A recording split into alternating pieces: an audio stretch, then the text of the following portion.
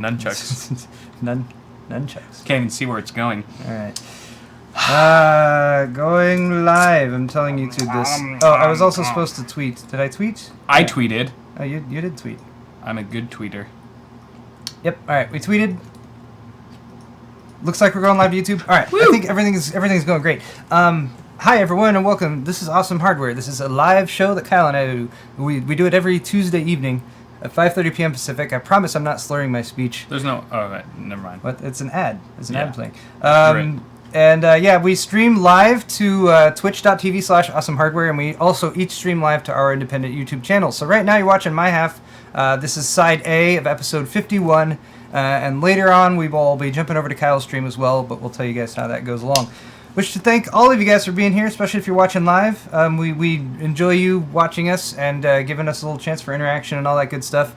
And as Kyle was just alluding to, we also tend to enjoy a frosty beverage here on the show. We just do. to kind of go along with the discussion of technology and that kind of thing. So before we get too far into it, oh, you know what I just did? I didn't finish my other beer before I opened this one. Oops. You are Let's getting ahead of yourself. I am. We're getting too far ahead. But we have special beer, very special, unique beer here. Kyle's gonna describe it for you right now. This is Pabst Blue Ribbon, commonly known by the hipsters as PBR. Oh yeah. 24 fluid ounce can. This is the original Pabst Blue Ribbon beer. Nature's choicest products provide its prized flavor. Only the finest of hops and grains are used, selected as America's best in 1893. So this really hasn't been the best beer for like over 100 years. Yeah, but they did get a blue ribbon like 100 years ago. And they're still touting that around. You gotta ride that out. You gotta take that. And you're going straight for the cup, are you? For the glass? glass? I'm just pouring right in the glass. You know, we're cultured Yep. here on the show.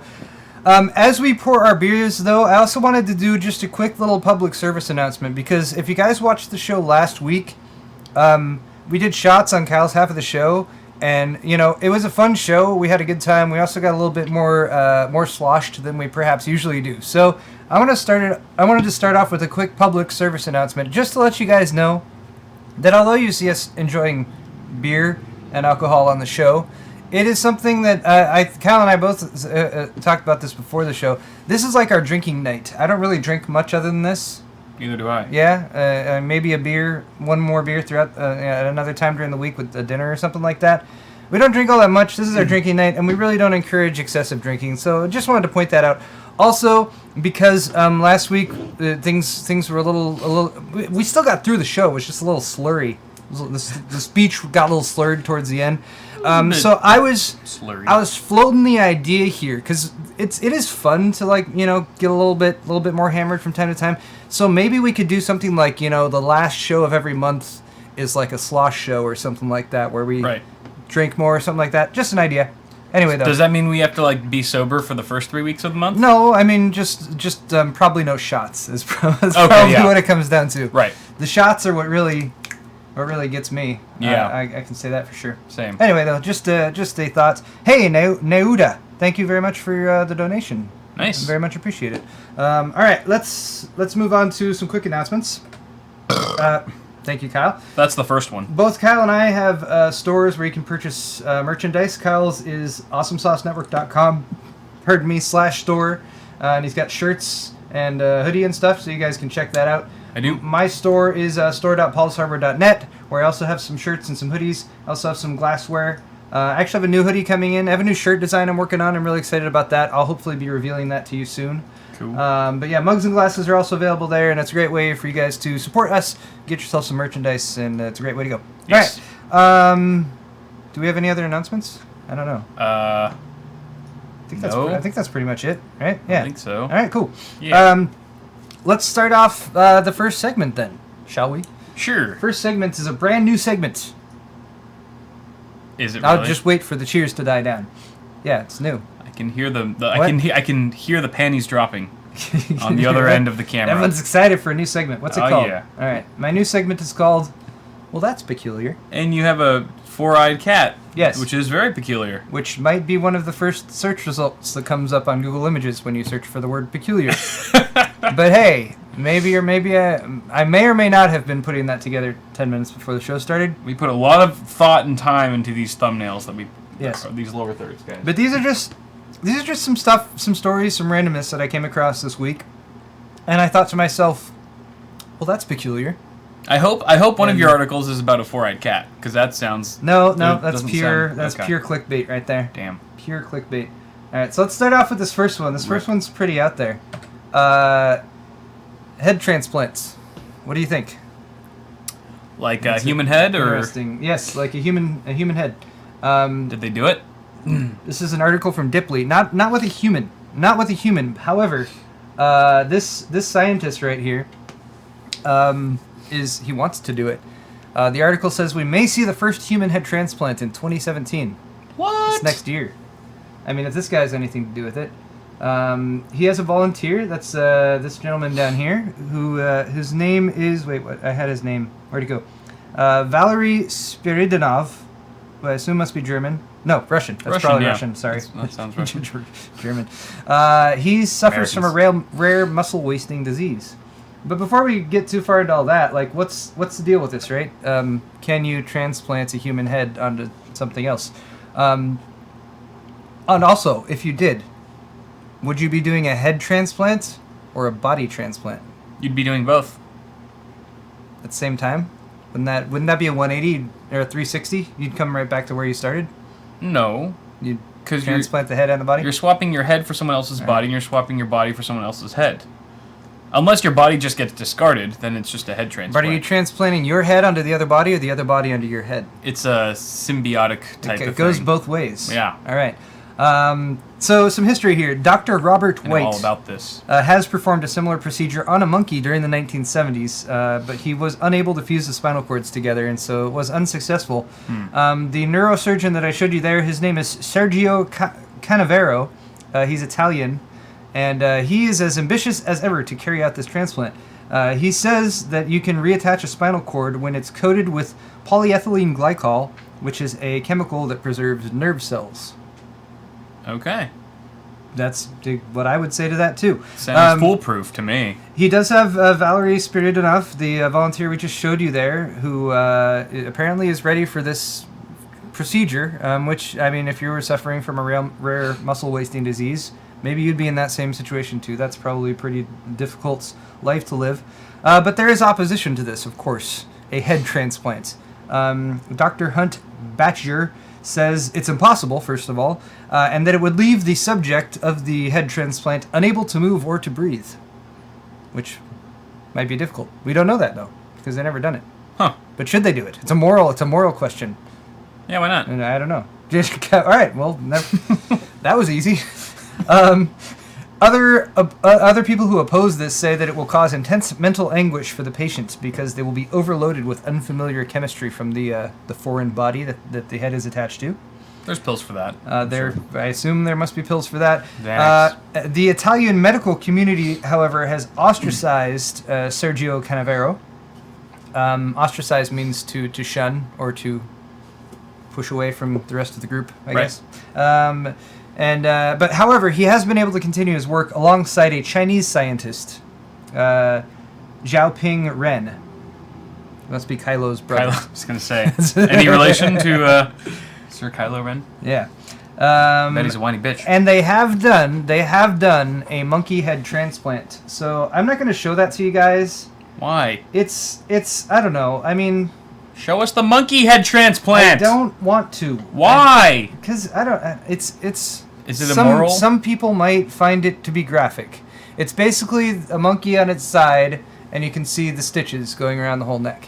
If you guys really want to see that picture, search for this doctor's name, Sergio Canavero, and monkey head transplant, and it's one of the first images. I did look at it earlier. It's really not terrible, but some people might cringe at it, so I decided not to. So his monkey head transplant was a success. The monkey is doing things normally. That's probably not. I think probably not, because it was just a picture that was shared, and the monkey's eyes are closed. It doesn't look like it's awake and whatever. But maybe they did it, and they've had some success, but now they could move on. So they don't even confirm. Like, monkey is alive and well. It's just like we literally just stitched a head onto a body, and who knows what else. The article was not clear on that.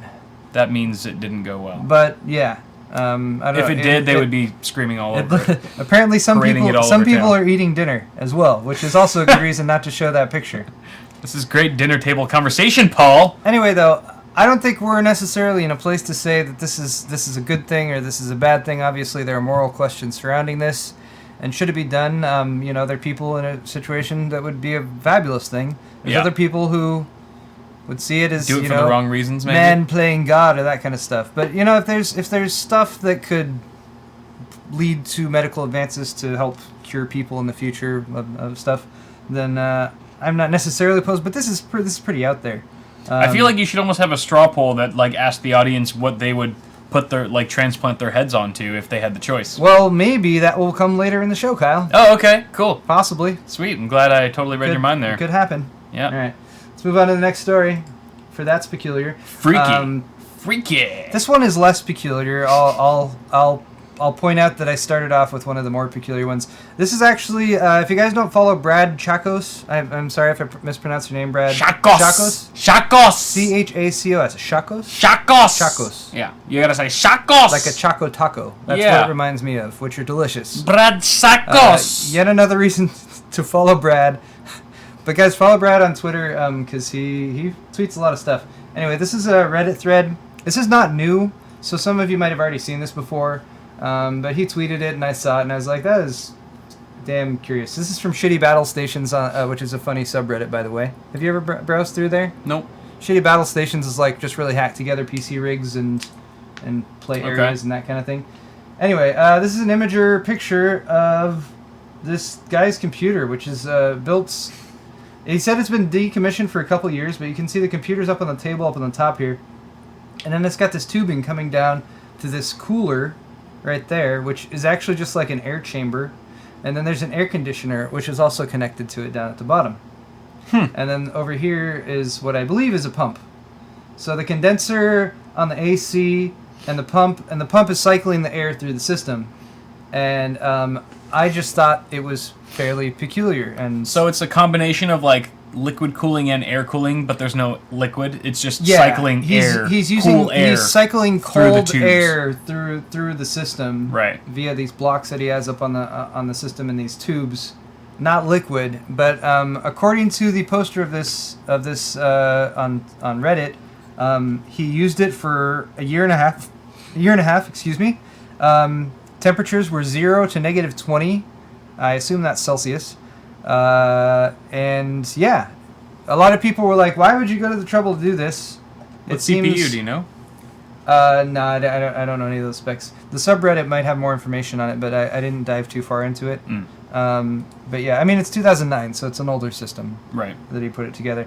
The why would you do this? Because it's impractical and subambient cooling issues and all that kind of stuff. But the why is the greatest thing. It's just because he was bored. He was bored and he had the parts. I really can't think of any other explanation for why you would do that. He threw that together. He had too many those pool floaties lying around. His mom told him, make use of these or toss them out. He just couldn't stand it. That is Throw them into the bin. an unsung usage for the pool floaties there. Yes, it is. The noodles. See these noodles there, Floaty noodles. going back and forth, delivering the air. It's also just general chaos going on. Otherwise, too, there is an air cooler back here. Clearly he has the capability. He could have made it so easy on himself. Yeah. I wonder what look, he does have the Arctic Cool CPU thermal paste. So he knows what he's doing to some Yeah, degree. so he knows his shit. Literally. Anyway. He's got some hand sanitizer on there. All right. That's kind of peculiar. Let's move on to the next little bit here, which is hilarious. Look at this. This This video on futurism. is ridiculous. It's a full body flight simulator, I want one. but not like Look at the fan. Not like simulating plane flight. It's simulating flying like a bird. So you lie on this thing. You use a VR headset. So in this case, they're using an Oculus.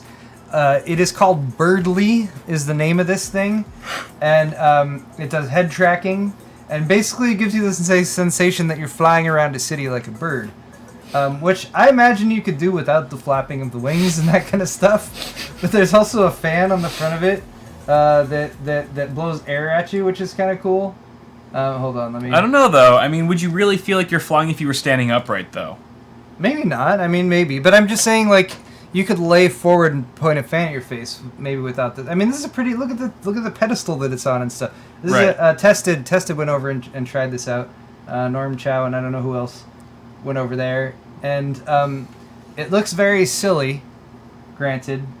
It's also been around for a little while, but you know, with the advent of Oculus coming out and that kind of thing, I thought this was. It looks like they're using Rifts, right? Yeah, they're using Rifts. They're using earlier versions of the Rift in this one. Some SDKs. Yeah, but you lie down on there and then you fly around like a bird, and it's probably the first thing I'm going to do when I get my Oculus. Just crank the fan up and yeah, just do that because. That looks like a workout though. It does. Like, I don't know how much. Like how they're using their arms. I don't know how much resistance the little arm flapper things give. I wonder if you stop waving your arms, like you're just lazy, like if you just start falling to the ground. Well, it's supposed to be like interactive, right? So if you flap your wings, you know, you go up. You can tilt. You can tilt the wing tips to change your direction, coast this way or that way, or change your direction. And I would assume, yeah, if you stop flapping, that you would at least, What if you want to open like a can of Coke? What do you do with your stupid wings then? Birds don't have to deal with that issue. Is there like a beak controller? What if there's like nuts that you want to open up, suck the juice, the meat out? The meat out of the nuts. Peanuts. You should get in touch with the creators of Birdly. They are working on some updates to this. They want to incorporate smells into the experience as well. I don't like that. So if you're flying over New York simulating a bird experience, you would want to be able to smell New York. The piss and the down homelessness. Below you. All the pee and homelessness down there, presumably. The cigarette smoke. It reminded me of soaring over California at Disney's California Adventure. Right. I don't know if any of you guys have been to that. Yes, I have. Mainly was a smell thing. When they were like, oh, they want to incorporate smells. That's what always reminds me of. Because in soaring over California, you get like orange trees. Yeah, there's orange trees, and then you go over like a pine forest, and they do a bunch of pine scent, and you're probably causes cancer or something like that. Probably. Anyway, though, cool. Birdly, check it out, guys. Birdly, hot new VR accessory. Dear Santa, I'm making room in my office for one right now. Definitely what I want. All right. What else we got? One more item here for That's Peculiar. And that is this. All right, so this is a shoe. That is not a shoe. Shoes don't do that. I'm not showing people anything yet. This is a shoe. This was an Indiegogo campaign that was successfully funded back in December. But you can buy these shoes now. They are actually supposed to be available. They're going to be shipping in fall 2016. The company is called Shiftwear, and the shoe has e-ink color panels on the sides. It's like e-paper? Like e-paper, yeah. So basically the shoe has a display on either side of it, and I guess it either wraps around or at least maybe terminates in the back. So it's got a flexible e-color display on there. That's going to be available in 3 different styles, $200, $300, and $400. And then you can either do static designs that you can pull up with your phone. There's a phone app that connects, I presume, via Bluetooth. Because you gotta have that Bluetooth connection to your shoes. Bluetooth all the things. This is way beyond, though, like the Back to the Future one, the self-lacing shoes. This is taking it very much to the next level. Anyway, though, they have different colors available. You can do a static image. You can do an animated image. They're supposed to have artists design images or sequences that you could then buy on their site, and the artist gets a cut of it or something like that. And it says the shoes charge while you walk. Yeah, so that's cool. But what happens if you're you work an office job and you're sitting on your ass 9 hours out of the day and you can't have your shoes play movies then? That's just part of it. We were talking about this earlier. It won't be long until this type of technology expands onto Taylor Swift. Is she wearing them? No, just she's in the video. Oh, she's just in the video because why not? Taylor Swift is everywhere. I don't know why she's like oxygen. So it won't be long until we see this type of technology all over pants and shirts.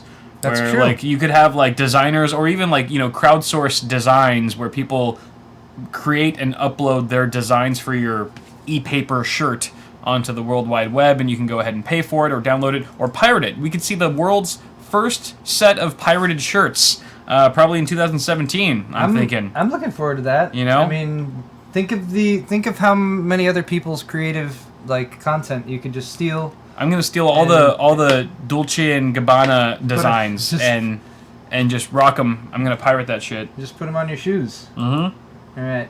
Even my glasses will they'll just be like these shitty nameless ones, but then since they'll have e-paper on the side, they'll say like, oh yeah, they'll say like Prada. It could be a real company logo, and unless you like walk by, unless you walk by certain areas like the company store or whatever, and then it changes. They'll shut up. It changes to a knockoff logo or something like that. Generic. Like Oakley's. Did you ever have any Oakley's? Is that like the knockoff from Oakley's? Yeah, they were knockoff Oakley's. Never had some Oakley's. It looked like it said Oakley, but the A is kind of just gone.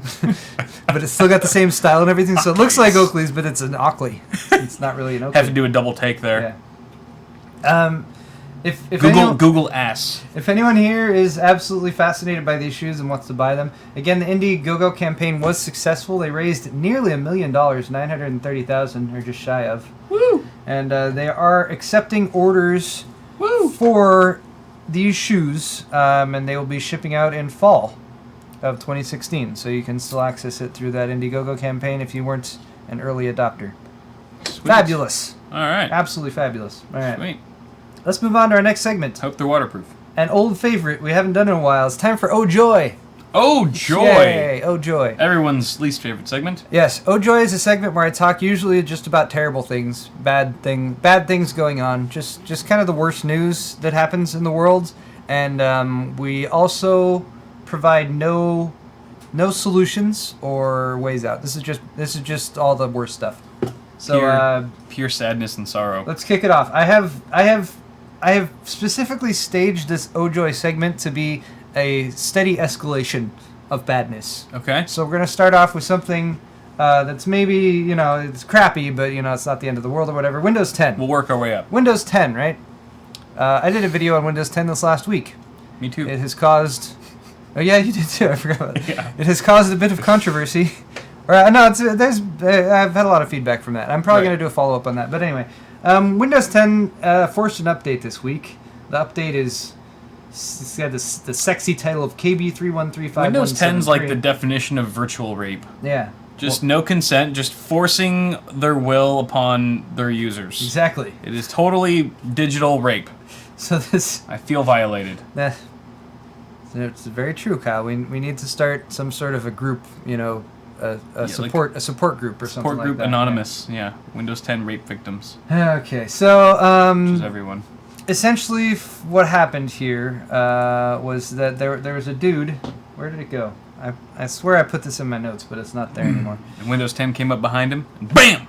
Oh, no, I'm sorry. There wasn't a dude. I'm thinking of the next one. Oh. All right, so basically, Windows 10 pushed out an update this week that did some stupid things. It changed defaults associated applications back to Edge browser and other Windows. You know how Windows makes their own little apps. Like, use our Windows thing to do all of the things, and you're like, no, I want this other third-party program because it does it better, and it's not slow, and it's not forced on me and stuff. So anyway, anyone who had done stuff like changing your default web browser over to Chrome or something like that, this update, which was just like, here's a Windows update, reverted a lot of that. So web browser, that's shitty. PDF viewing defaults all changed back to Edge without prompting users. That's super shitty. They did provide patch notes, or at least a change log. Because everyone reads those. Well, they haven't been doing that. That's one of the complaints, is that they've been doing these updates without posting change logs, and everyone's just like, all right, I just got this update. I guess I'll try to figure out what was changed, because they've been doing a lot of shady stuff with like how they do the data gathering and all that kind of stuff. And what is, in my mind, one of the worst things, like, granted they've made a lot of this data tracking stuff difficult to turn off, but don't go and turn it back on after I've gone to the trouble of turning it off. Right. I've barely worked with Windows 10 in the past week. I dabbled with it before, and then it pissed me off, and then I decided I was going to wait until I had to. Yeah. And I had the same issue, just setting Chrome to be my default browser. I've never had to go and do a web search for how to get Chrome to stick as my default browser. Yeah. But I had to do it, and you had to go into Windows 10 settings in order to do that crap.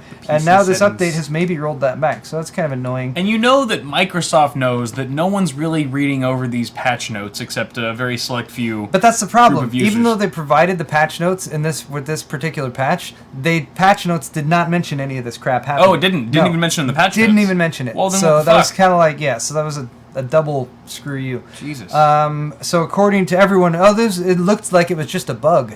Maybe it's just a bug that caused all this stuff to happen. Oh, there are no accidents with Windows 10. Yes. And I know I said that we don't provide solutions to this type of thing, but I am going to provide at least a strong suggestion for everyone to take to heart here, because it's what the article recommends, and I strongly agree with it, is that Microsoft really needs to separate their updates. They have updates that they might make that are like usability updates, like what they might call, usability, meaning we've reverted all your shit back to Microsoft or whatever. Yep. There are the updates that they make to like UI and functionality and stuff like that.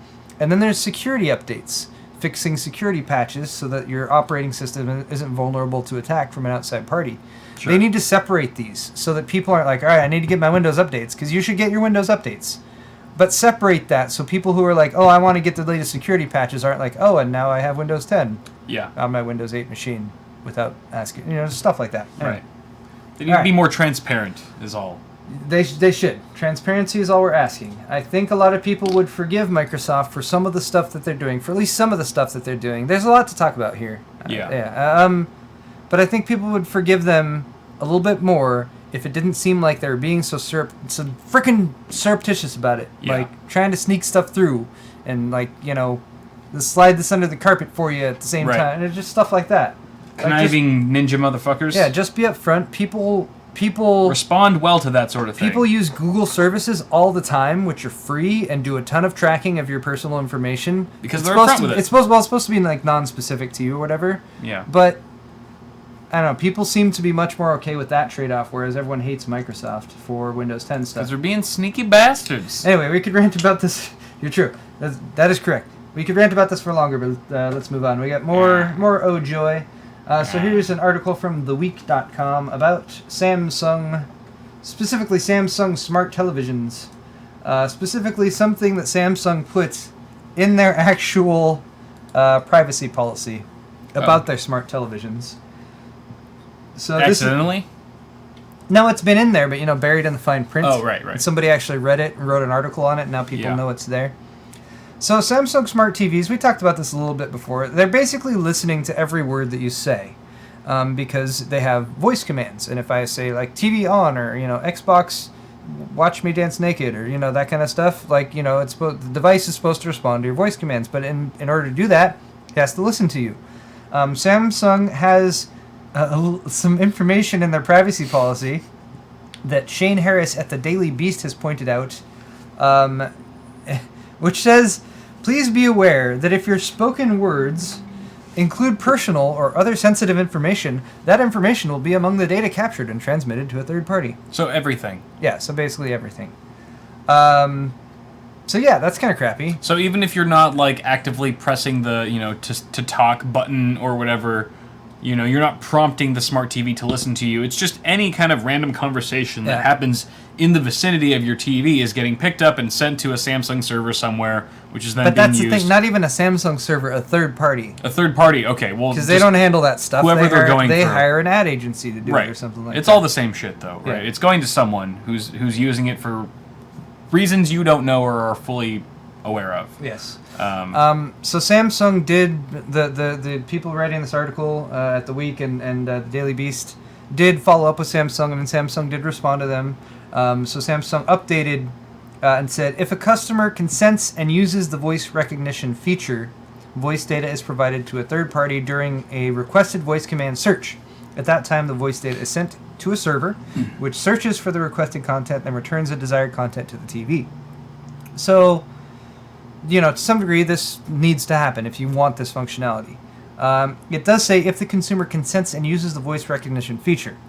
I don't know how the TVs work. I don't have a Samsung Smart TV. Is this a thing where you plug the TV in for the first time and it's like, hey, let's do some setup stuff, and you're like, okay, and now you've agreed to that? Right. Or is it like you need to go in and actively enable it? Usually for features like this, they're just they want people to use them. It's default. Like they sell it like, oh, voice activate your TV. So often they're enabled by default and that kind of thing. So I'm not sure about that, but it would suck if that was the case. I'd be more curious to see how it prompts people to turn on the voice command feature. Right. Or turn it off for that matter. Samsung, however, also said that they do not retain or sell the voice data.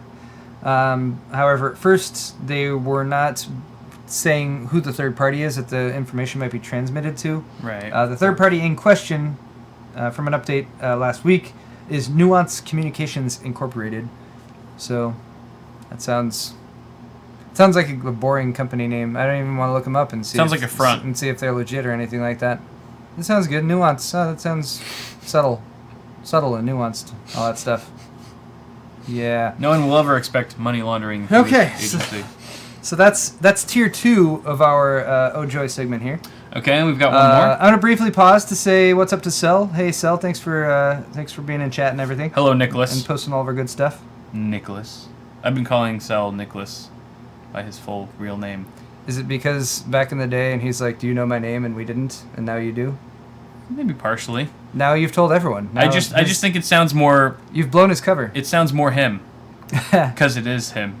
Also, Abbedons, thank you for the Nicholas. donation in chat, and you do have a tech question there, but we've promised people we're not going to detract from the main flow of the show to answer that, so maybe we'll come back to it at the end of the show. Right. Okay, let's move on to the third thing here, which is... So this is the worst. This is the worst thing in Oh Joy today. And perhaps to provide a little bit of a shittiest. contrast to the Windows thing that we talked about, and this is legit bad. Like, this is crappy. Anyway, this is NSA's SKYNET program. Okay. Now, for one, the NSA, who already has a pretty bad rap with the general public in the U.S. and outside of the U.S., Right. they decided actively to create a program within the NSA and name it SKYNET. I mean, that's Like legit. that's they like named it almost Skynet? that's almost superficial to this story, but they did that. They called it SKYNET. So they are aware. They're like admitting that they're aware of what they're doing. They're admitting that they're self-aware robots or something like that. I have no idea. They're aware of their self-aware robots. All right, so you guys are probably familiar with Edward Snowden and all that stuff, and I don't want to go into a debate about who he is and what he is and whether or not you approve of him or not, but he has released many, many documents that he took from the NSA. This is not a new document or set of documents. This is a sort of people went back to some of the stuff he had already talked about since more time had passed and more information had come to light. And basically they've been analyzing this program, SKYNET. All right. First off, the U.S. has been doing drone strikes in and around the Pakistan area for quite some time. In fact, since 2004, according to the information in this article, drone strikes have killed somewhere between 2,500 and 4,000 people in Pakistan. This is specifically speaking about Pakistan. The SKYNET program, the one specifically referenced in the article, might have started here as early as 2007. So that gives you at least a good 8 years that both the drone strikes and the SKYNET program might have been going on. So what is SKYNET and what does it do? SKYNET basically engages in mass surveillance of Pakistan's mobile phone network. So similar maybe to some of the stuff you might have heard that NSA is doing in the US as far as monitoring of metadata and capturing of communications, whether they're email or cell phone conversations and that kind of thing. I would assume, since it's in Pakistan, that they're being shadier about it. I don't know why I would assume that, but I'm just going to assume that. Makes sense. But yeah, they've been doing this for quite some time. In 2014, the former director of both the CIA and the NSA proclaimed, he specifically stated this, that we kill people based on metadata. What metadata is that? Since metadata is something that we're told is gathered about us here in the U.S. Right. And maybe is gathered from other countries. Other countries are getting pissed off at the NSA for that kind of thing. So yeah, they massively surveil Pakistan's mobile phone network.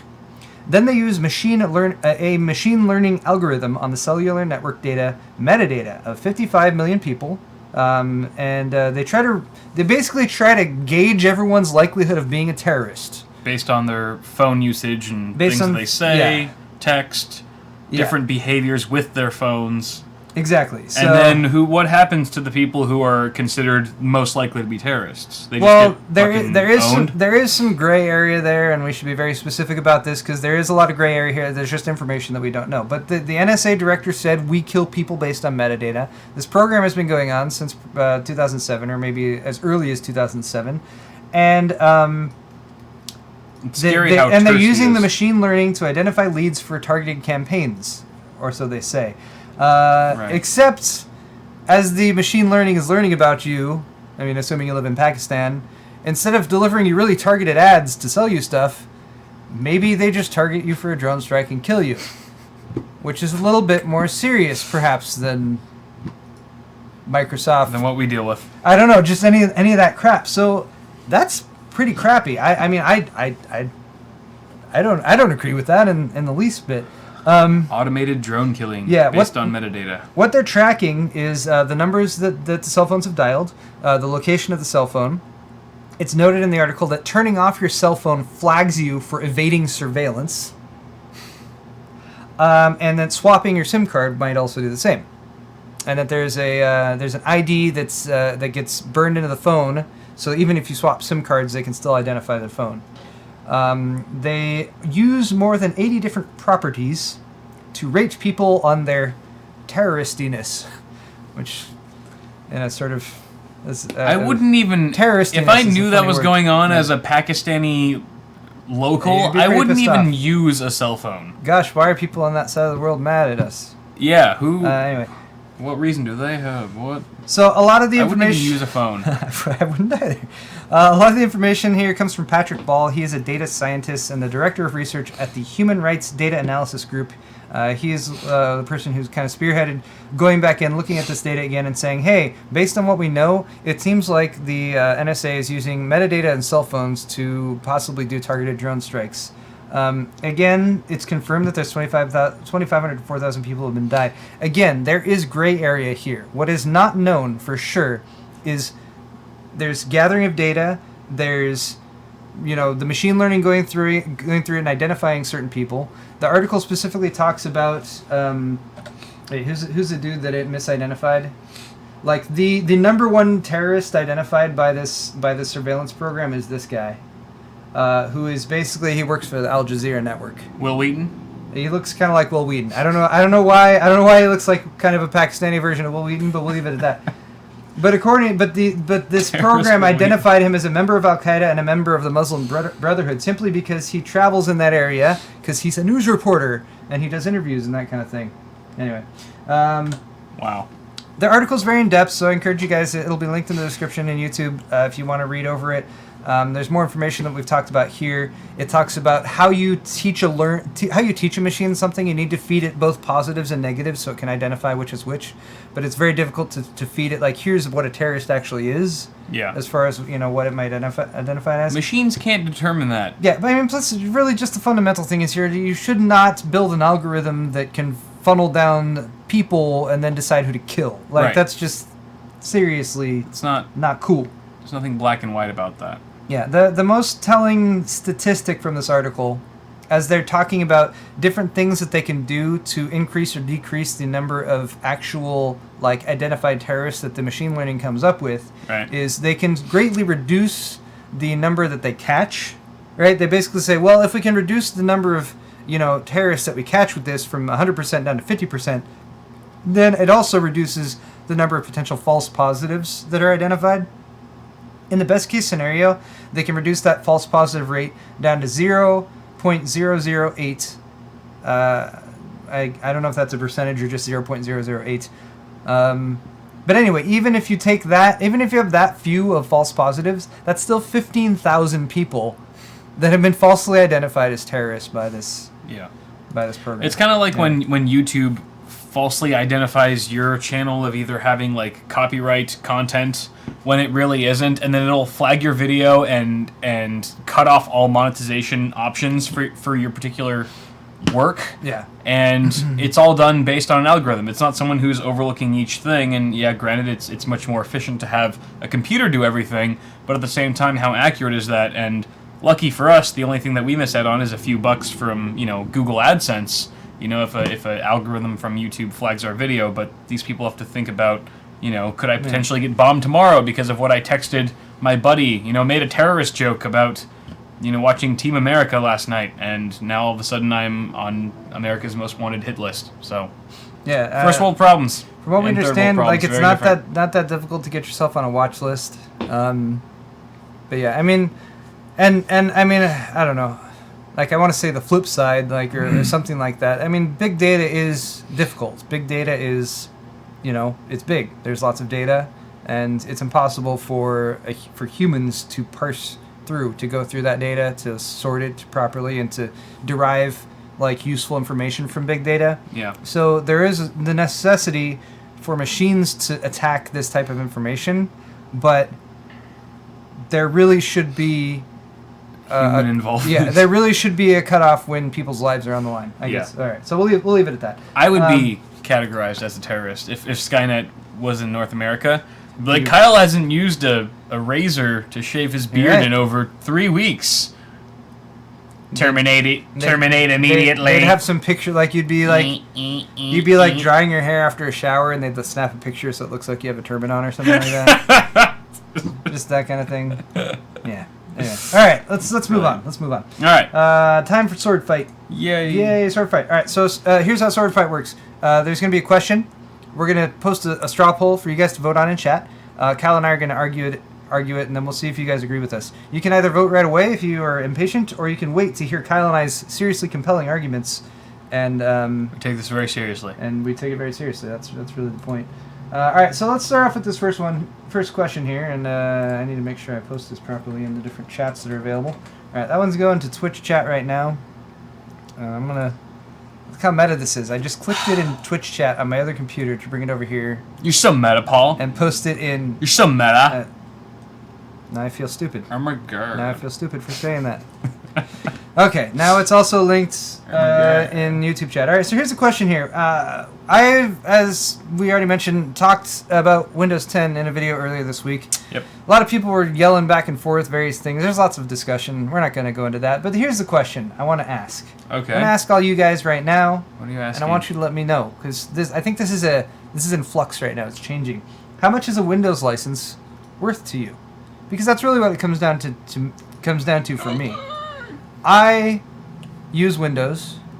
I see a need to continue using Windows, although I am open to other alternatives. And I would like to pay for Windows. I don't want to pay $100. a lot of money for Windows, though. Yeah. So, how much is Windows worth to you? Granted, I'd like to see the outcome of this, and we'll send this over to Microsoft, and that's how much they'll price Windows from now on. Probably not the case. But at least I wanted to see what you guys think about this, right? What options do you have here? All right, so the options are $100 to $200, of course, depending on the version, which is basically current pricing.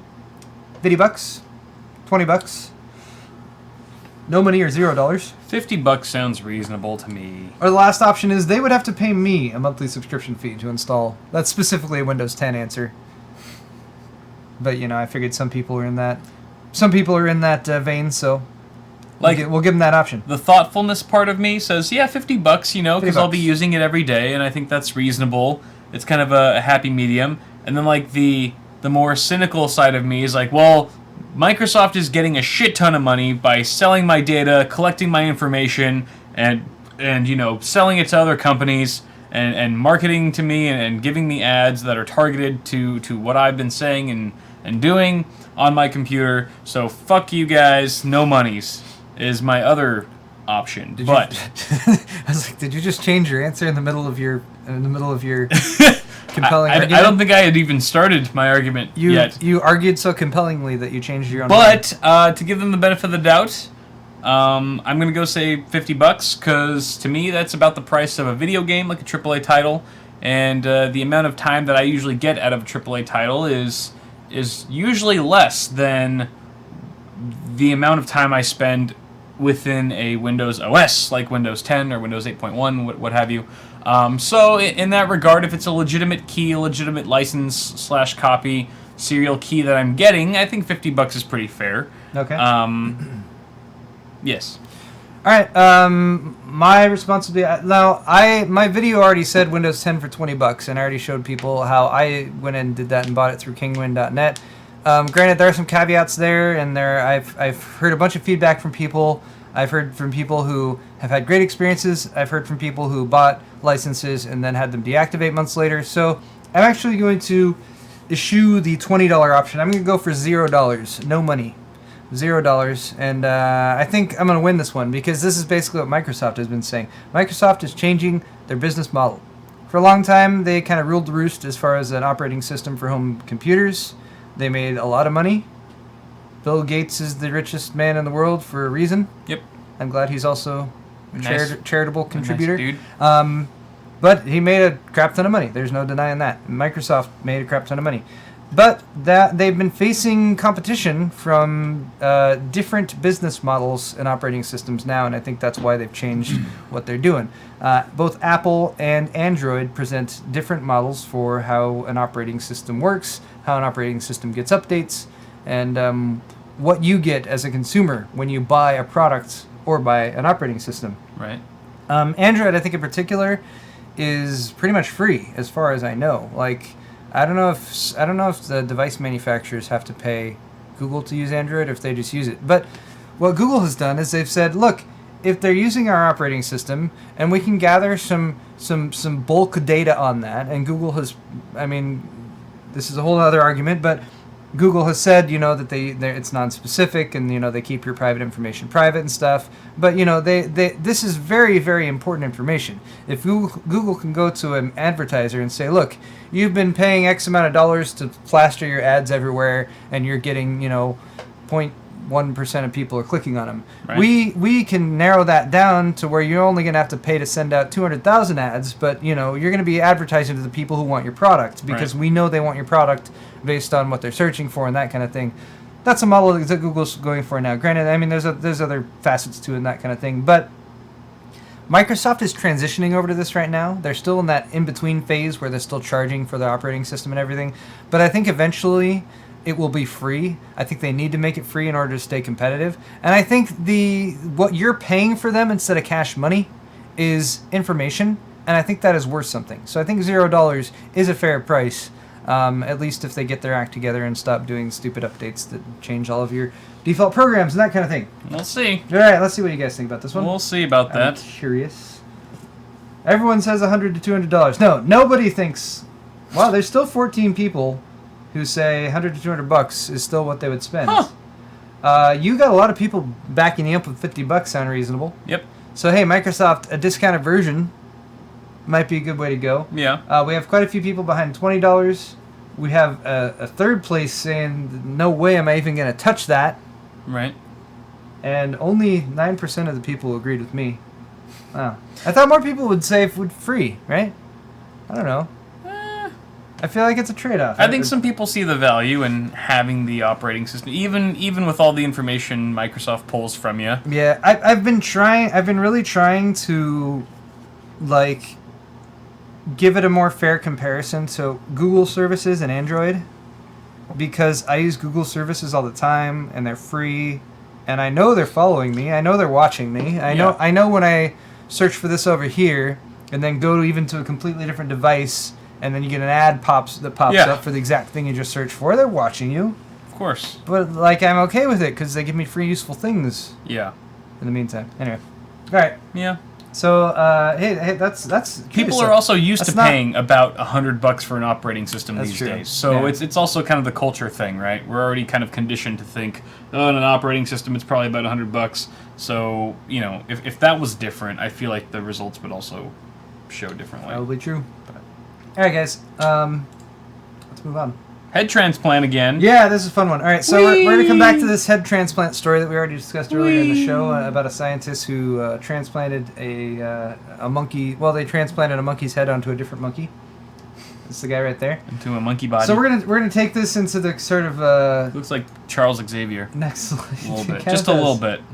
It's like a Stewart, not McAvoy. Really creepy version of Charles Xavier. The mad scientist version. Here's our next straw poll question. Never got laid version. What? I don't know. If Charles Xavier had never gotten laid, he'd look like the scientist who wants to rip your head off and rip people's heads off and transplant onto a monkey body. All right, so that's what happens. I have now posted this straw poll link into YouTube and to Twitch, and here's the question that we're going to answer right now. If you were going to have your head transplanted onto a different body, and I was pretty liberal with what the options were. Okay. What might you want to transplant your head onto?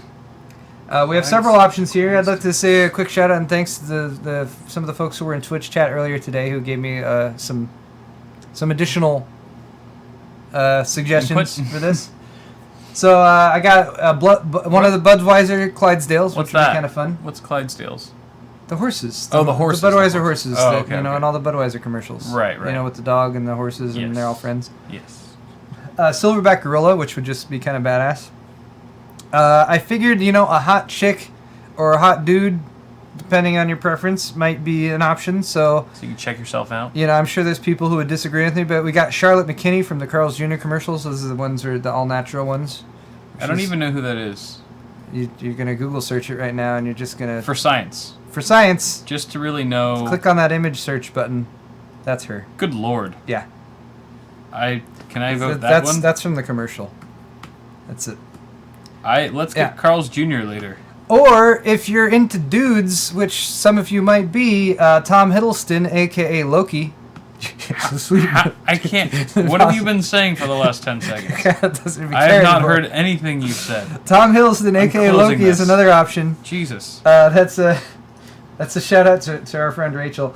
We also had a xenomorph as a suggestion, which is one of the aliens from Alien movies. Mm-hmm. A penis was one that Kyle and I came up with, because just your head and then a penis on the bottom. I think the visual image of that is just too That'd be too funny. good to pass That'd be up. very funny. You could be a stand-up comedian. I would do it just for the lulz.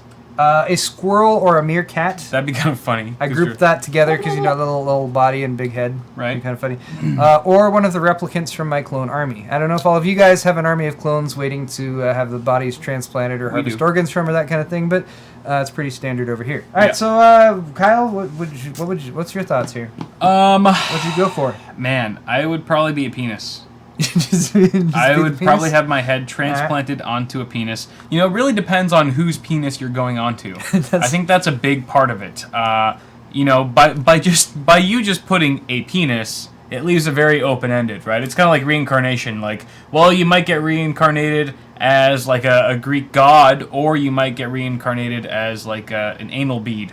Right. Let's assume that it is it's a good penis. It's not like shriveled and disease ridden or anything. Right. It's a healthy size. And it better be circumcised because I want to see the sun. That's true. Yeah. It's a heavy decision to make. I mean, if you're going to give up all of your organs and limbs and that kind of thing, well, I hope it's on the heavy side, on the bottom, and not on the lighter side. It's some substantial. If I'm promised like a decent person's penis, like if it's Brad Pitt's penis, then why Brad? How do you know Brad Pitt? What if Brad Pitt as Brad Pitt as he is? What if his penis is actually just a freak show down there? Regardless of what his penis is like, you wouldn't care because it'd be Brad Pitt's penis. It's still going in Angelina Jolie every night. So I mean, my head is going in. It's going down that same route. You know? Think so? She would still be into that even if it was your head. She's a freak, Pitt's, though. I mean, she might be. True. She might be. She looks kind of kinky. That's but true.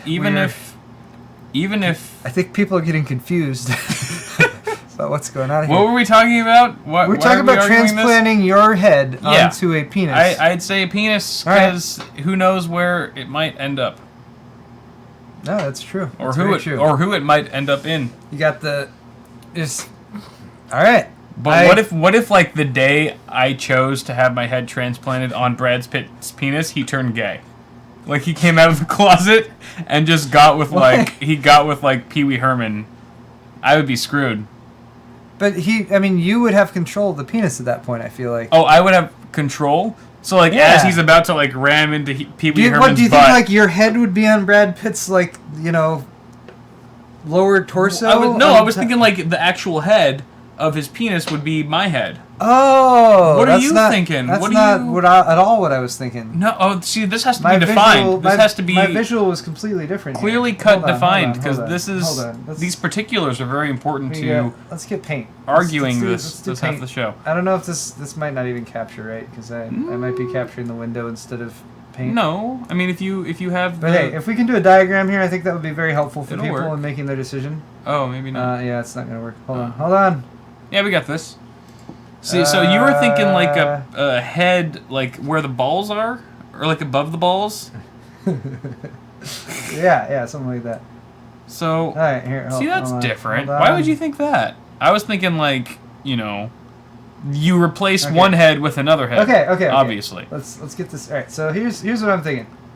Penis, It's here, right? That's a pretty good MS Paint penis right there, actually. And I'm then- impressed. You've done this. This isn't your first rodeo. And then this is you. This is your head. So you're literally like riding it like a horse. That kind of looks like me too. You're pretty good at this. So I don't know why you have such back of your head. I look like fucking Johnny Bravo, like So, with yeah, the downs. That's my. Oh, wait, we need a little. I made the penis too big. You can't see. it. That's how I roll, man. That's how I roll. You gotta scroll just to get it all in there. I mean, it's literally too big to fit the frame. All right. You're either gonna cut the penis off or you're gonna cut my big ass chin off. So take your pick. So I was thinking I'm on like that last eighth of the dick, where like I'm literally like my mouth is the hole. You know what I mean? So in your world, this is your head here. Yeah, and like the little, eyes. and like I'm like wee, Why are the eyes so? Your eyes are kind of messed up. and here. like I vomit every time Brad Pitt. That's your head on the penis. That's what you were thinking there. Yeah, that's what I was Alright. thinking. All right. So that Well, changes things because It kind of does. you're it kinda either does. in it or you're like on That's- the outside. You're the outer circle. Anyway, people are dying in chat. We've killed them. I can't. I think we've run We've out of completely time. killed them. Yeah, it's already so late. All right, we've run out of time, so I'm going to forfeit my argument All here. right, what are the results? And we'll just go to the results and One say of the a couple replicants things. from my clone army is actually number one with a penis. All right. Taking what would have been your pick though? If you just had to choose, you have to explain it. Just what would you? What would my pick have been? I was thinking of the replicants, but I was kind of leaning towards the silverback gorilla actually. Yeah, that would Just been pretty 'cause- sweet. You know, swinging through the trees and Like Tarzan. swinging on a vine, sucking on a piece of swine. There's Ice Cube. Anyway, Sucking on a penis. yeah, that would be kind of fun. Anyway, Budweiser Clydesdales got screwed though down at the bottom. Yeah, it did. Not a lot of people in for Tom Hiddleston, but quite a few people going for Charlotte McKinney. After they Google her. Alright, so a lot of people, it seems, don't want their head transplanted onto a completely different body. They want their own body, Yeah. but a copy of it that's not sick or anything, which makes way too much sense. Yeah. Makes perfect sense, actually. I'm with him on that. Alright. Penis. Okay, For the win. we have one more segment to go through, and I'm gonna try to go through this fairly quickly because we're going a little bit over here. But hey, it's time for some news, and my news is so newsworthy, Yeah, I Very- can see that. very worthy of Well, news. at least one of them is. Yeah, no, maybe two. a couple. They all are. They all look pretty good. This is also a Yahoo News article, which I'm inclined to despise. But All the '80s babies will be happy about this next one. Yeah, This alright. first one. how many of you guys like Predator? Predator? Anyone? Anybody into Predator? I bet Nicholas likes Predator. Nick likes Predator. All right.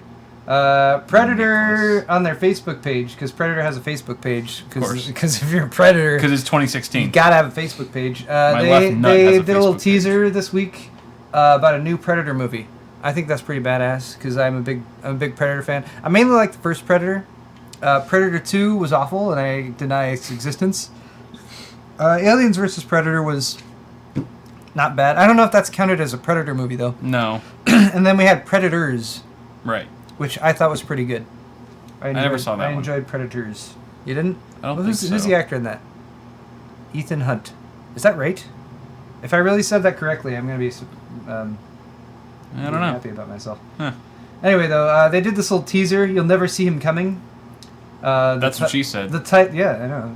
The title is The Predator, which is very. And then of course we got Arnold saying, "Get to the chopper." Is Arnold gonna be in it? No, I doubt it. Okay. I really doubt it. But anyway, I wanted to let people know about that because I'm a big Predator fan. I probably mentioned this before. My idea. So back when I was a young teenager in high school, early high school, and I thought Predator was really cool, and I thought Jurassic Park was pretty cool. Yeah. So if you guys were fans of Jurassic Park and you watched the follow-up Jurassic Park movies like Jurassic Park 2 and Jurassic Park 3, which were really bad. Yeah. Here was my idea for Jurassic Park 2, right? Bear with me here. Okay. You have the island of Jurassic Park, which was abandoned in Jurassic Park 1, and now there's just dinosaurs on it. Yeah. You get the original team from the original Predator, To infiltrate it. and they have to go on there and basically kill all the dinosaurs.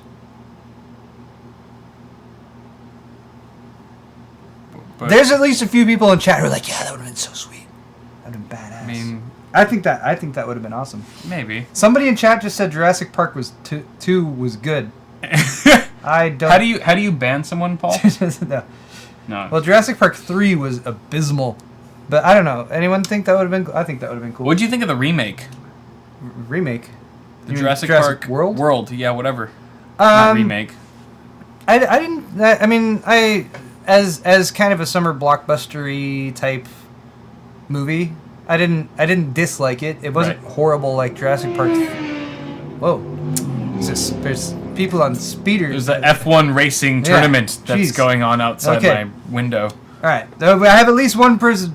Video Ranter says, "Hell yeah, that's an awesome idea." All right, that's my Kiss work ass. is done then. All right, let's move on. right. Vulkan.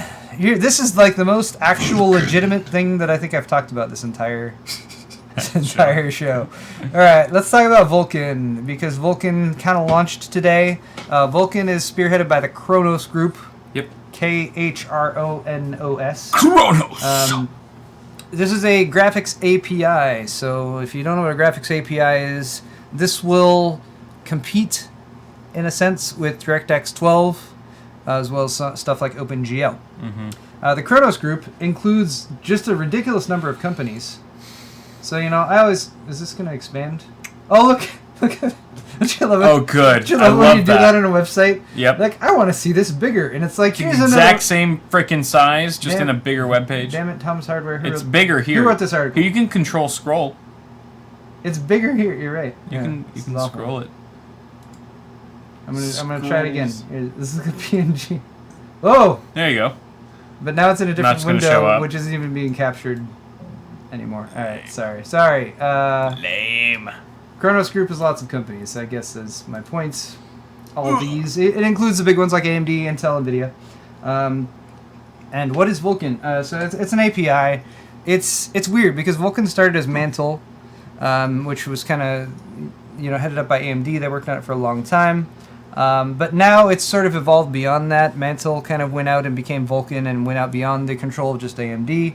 I'm speaking in generalizations here because I don't know specifics. But the thing I kind of like about this is it's an actual hard launch. So NVIDIA, AMD, and Intel all launched drivers today that support the Vulkan API. Again, this evolved from Mantle, so it's meant to be multi-threaded, it's meant to be streamlined, and it's meant to be close to the metal, as they've been saying. So operating in a way more like console hardware would, whereas console developers are able to develop their software for the console hardware in such a way because console hardware is fixed. It's meant to do that same thing for PCs, for GPUs, for CPUs, no matter where they come from. Okay. Which is kind of cool, and that's why you have everyone. So it's more versatile. Yeah, everyone kind of diving in on this. There are three main situations in which Vulkan may be worth the additional development costs for a developer, because there's lots of developers, and there's lots of developers who are already working on stuff like DirectX 12 applications and that kind of thing. One would be when an application is suffering from a CPU bottleneck. Vulkan can seriously reduce the amount of CPU overhead that you have. Two would be when you need the smoothest experience as possible. So you want smooth gameplay. We all want smooth gameplay. And then three would be when when you need the maximum amount of performance you can get, which I think kind of goes in hand with smoothness, I guess. But Vulkan lets the application handle the memory allocation and thread management, which currently isn't allowed by the existing APIs, and that's why it can be very efficient with what it does. The other cool thing about Vulkan is that it's not platform specific. It works with Windows 10, of course, like DirectX 12 does, but for DirectX 12 you need Windows 10. Vulkan will also work with Windows XP or anything in between. Vulkan also works with Linux, that includes SteamOS, and Vulkan also works with Android. So there's going to be a lot of potential for developing games using this API to have a lot of support across a lot of different platforms. And if you're a game developer, that's very good and very important, because you want to be able to sell your game to lots of people. For the Apple side, since we didn't mention them, they do have their own API called Metal, but it's Apple exclusive. Only Apple uses it. Apple has the option to support Vulkan. It is free to Apple. They don't have to pay any licensing for it. They just have to pay for their own development costs, but they have not done it yet. But they might. Who knows? It's Apple. They Yeah. do whatever the hell they want. Right. Along with these driver updates that Intel, Nvidia, and AMD have launched today, at least I kept reading they've been launched today. I haven't actually gone and tried to download them or anything, but Yeah, I assume they're telling the truth. We also have the Talos Principle, which is a game that's going to have an update pushed through. That will have the update will go through Steam, and then that will give it Vulkan support. There actually is a German website, which I thought I had pulled up. German Dungeon Pon. Here's a German website, computerbase.de, which is in German, and I did not Google Translate it, so for all our German-speaking audience, they've done some early benchmarks here. So this was with the Talos Principle. They got the update. They ran some quick benchmarks. And as you can see, DirectX 11 performance here is definitely faster. Vulkan, thankfully, is significantly faster than OpenGL, Yep. but not faster than DirectX 11. If you look at this and you're like, well, then it sucks, don't think that, because Talos Principle is a game that's already been out. It is not optimized for this API. This is early on. You can use it, but it is not optimized, and there's a lot that can happen with optimization. So if you guys are seeing really early benchmarks like this, take it with a massive grain of salt, and remember that a lot of the game engines that are already existing that are adapting to using Vulkan, along with whatever they're currently using, like DirectX 11, might take some time to get their performance up to par. Not only games, though, Vulkan can also be used in scientific supercomputing, self-driving cars, medicine, robotics, and more. I like that there's competition now against DirectX 12. I do too. Because we're going to be talking about a little bit about that in my half of the show as well, and how it's kind of nipping at the heels of Microsoft to publish more Windows 10 exclusive games that are going to be supported by PC because of this huge API rush from Vulkan, as well as Linux-based PC gaming. So yep. We'll talk about that more later. Yeah, so I think the kind of lightweight upshot from all this is Vulkan is providing competition to the likes of DirectX 12, and competition is always good. And it might even, it might push Microsoft more to. I don't think Microsoft is going to expand DirectX 12 beyond Windows 10. They want everyone on Windows 10, and that's a big pull for it. But having that competition there, having the flexibility to develop for this and have it compatible with so many different platforms, I think is pretty compelling. But we'll keep an eye on this in the future, and we'll let you guys know if there's any updates. What? Okay. Oh man, this is asking me for my birthday. What's your birthday? Are you going to enter the real birthday? Nope. Oh, you're born in April 1st, 1980. That's April Fool's Day, Kyle. Oh, you son of a gun. I didn't know you were born on that day. That's April Fool's Day. I know, that's not my birthday. Crazy. That's crazy. That's your birthday. All right. Here, one last Cool. actual news story here. This is Fallout 4. Automatron. Fallout 4 today, or Bethesda announced a bunch of DLC, or they announced actual dates for the DLC for Fallout 4. Fallout 4 has been very popular so far, and I think Bethesda has noticed, and they've expanded the DLC options that are going to come along with it. So, in March, you'll be able to get the Automatron DLC, which allows you to build your own robots. Where'd that go? Wasteland Workshop. Here it is. Automatron. $10 if you buy it straight up, or it's included in the what do you call it? The season pass. If you already got the season pass. Yep. Not that we advocate getting season passes. I'm just telling you what happens. In April, you'll have the Wasteland Workshop. It's shown down here. Only $5 US if you buy it straight up, but also included in the season pass.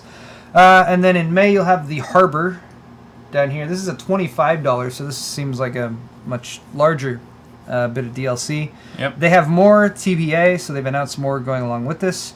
And then the season pass price, since they've said hey, we're giving you guys more stuff than we originally said we were going to give you, so they've actually increased the price of the season pass. It's gone from $30 to $50. What they will tell you is the season pass is giving you $60 worth of product. What we will tell you is that $60 worth of product, if you're playing Grand Theft Auto 5, for example, would have just been free. Yeah. So anyway, Yeah. there's an argument there about DLC and whether you should pay for it or not pay for it or that kind of thing. If you're a big Fallout 4 fan, though, then you're probably excited for this. And if you're a big fan, then I can't really blame you for paying money for it. It does seem like the season pass is worth it more. So up till March 1st, which is another week and a half, 2 weeks, you can still get this season pass for $30. After that, it's going to be $50. And if you buy it before March 1st, you'll get everything for $30. I hate DLC. I hate DLC too. JJ5Cool1, thank you so much for your donation, sir. Much appreciated. And our show is awesome. I hope it's been awesome. Anyway, though, I've gone a little bit over, so we're going to cut my half of the show off. Stay tuned. If you are watching live, the links to Kyle's half of the show are in the description. I'll be tweeting those as well. We'll be right back to Kyle's half of the show. Don't forget to hit the like button before you go anywhere, and check out our stores and whatnot for our merchandise and all that good stuff. If you're on Twitch, we're just gonna keep going. Yes, we are. We're like the Energizer Bunny. Twitch just gets to see the nasty behind the scenes stuff. Nasty. Ooh, it's gonna get nasty. Nasty. Yeah. All right, thanks for watching, everybody. We'll be right back. We're gonna take a short break. I smell French fries. Oh, really? Yeah.